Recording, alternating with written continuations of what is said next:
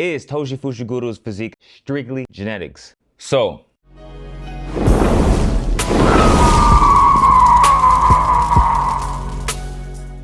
what's up, BB Squad, and welcome back to another anime training video. You're here because you want to get a physique like Toji Fushiguro, or maybe you don't want an exact physique like him. Maybe you just want a nice V-taper. Well, here, guys, I'm going to explain how to get that V-taper that you really want. Of course, providing you guys the best exercises I think you should personally do to get that aesthetic V-taper. And if you guys haven't already, be sure to check out my anime workout I just recently released on him. In that particular video, I did different bodyweight exercises that I think are best for building that nice V-taper. And so if you're new to the channel, be sure to check out that video. Also consider subscribing to my YouTube channel, as I not only provide different anime workouts, but I also provide analysis and breakdowns for that particular character's physique. Now guys, I'll be providing the best exercise that you need to do for the V-taper physique. I will also provide the sets and reps. That way you guys have full programming. Remember, the V-taper is just like a V. So you want to have nice and wide shoulders, a well-developed chest, of course, a monstrous back, and to top it all off, a small waist. And let me say this one last thing. Is Toji Fushiguro's physique strictly genetics? So, genetics play a large role when it comes to the aesthetics as well as the muscle building process for your body. Is it an end-all be-all thing? No. Guys, remember this. Your muscles don't mature for a long time. You gotta remember, when people are on that stage for Mr. Olympia, these guys have been training for years. Some people naturally put on muscle a little bit faster, some take a while. But like I said, it's not an end-all be-all thing. You just have to trust the process, and you have to, most importantly, know your body. So you might not get that V-taper physique within a year or two, or even year 3. You might get it year 4. A lot of this depends on your hard work and your genetics. But like I said, trust the process. Just enjoy it, keep working hard, and it will pay off for you. Keep in mind, guys, the exercise I'll be mainly talking about in this video will require you to use weights, just because weights are a faster way to acquire that V-taper. However, if you don't have access to weights, you can still get that V-taper using your body weight. You just have to improvise and be creative. Let's first talk about the chest. Guys, if you want a nice and solid chest, then you have to do incline bench press. Incline bench press is one of the best exercises for your chest because it really helps to develop that upper chest. Having well-developed upper pecs will really help to fill out that entire chest. Now let's say, for instance, you're hitting your chest 2 times a week. Then I strongly recommend for you guys to make use of the Smith machine incline bench press. The Smith machine is great because you don't have to worry so much about stabilization.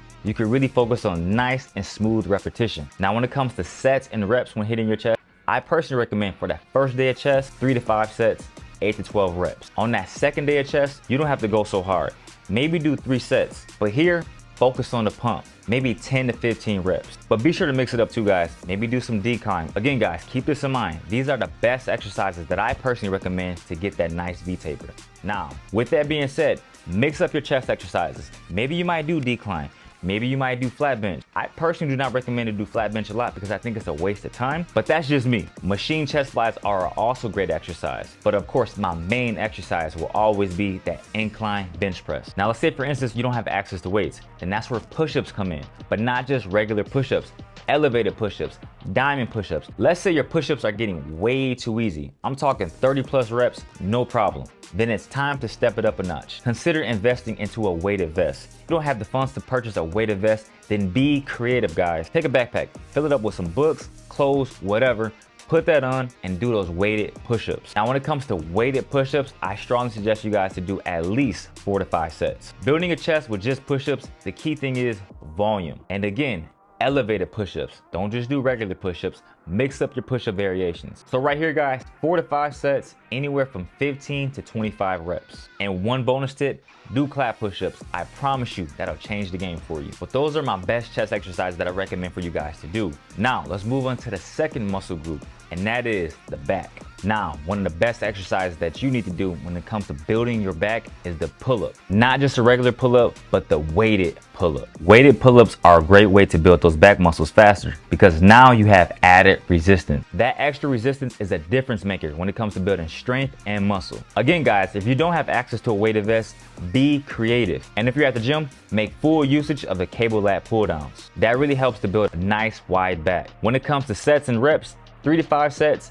8 to 15 reps for the weighted pull-ups. And if it gets too easy, simply increase the weight. Lat pull-downs, 3 to 4 sets, 8 to 12 reps. Be sure to include drop sets as well. I'll give you guys an example. Let's say for that final set, you did 120 pounds with the cable lat pull-downs. Now you drop it down to 100 pounds and you do 10 reps. You drop it down again to 80 pounds and you do 15 reps. Those are drop sets. Drop sets are a great way to really fatigue that muscle. Now we got the vertical pulling out the way. It's time for horizontal pulling, and that is barbell or dumbbell row.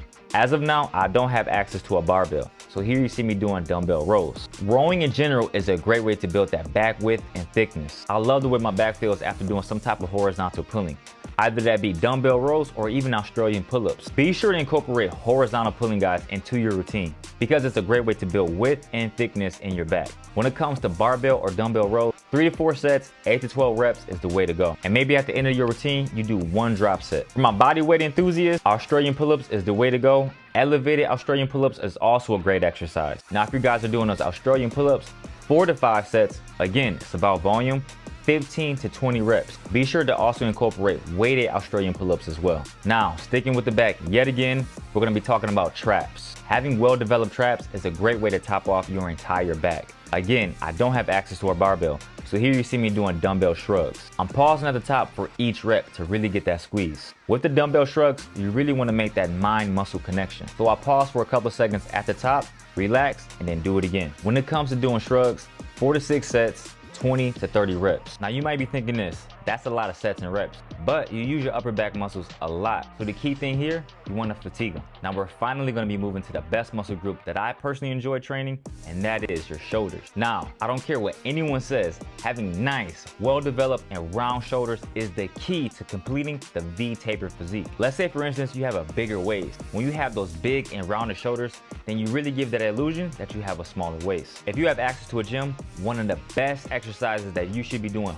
right now is the barbell shoulder press. I don't have access to a conventional gym, so here you see me doing dumbbell shoulder press. But in general, the shoulder press is one of the best exercises to build those big shoulders. Now, I personally do like the barbell more. However, with those dumbbells, you work more of those stabilizing muscles. Another great shoulder exercise with the dumbbells is the Arnold press. I love the Arnold press because you're getting more muscle activation because you're rotating in, then you're gonna rotate back out, then you're gonna push up. That calls for more muscle activation. But if you're doing barbell shoulder press, 3 to 5 sets, 8 to 10 reps. With dumbbell shoulder press, 3 to 4 sets, 8 to 12 reps. Arnold press, 3 sets, 8 to 10 reps. Maybe substitute the Arnold press for the regular shoulder press on your second day of pushing. And if you don't have access to a gym, pike push-ups or handstand push-ups. You can either use the wall or do them freely. Pike push-ups, 3 to 4 sets, 10 to 15 reps. Handstand push-ups, either using the wall or doing them freely, 3 to 4 sets, 5 to 10 reps. Now here you see me doing dumbbell lateral raises.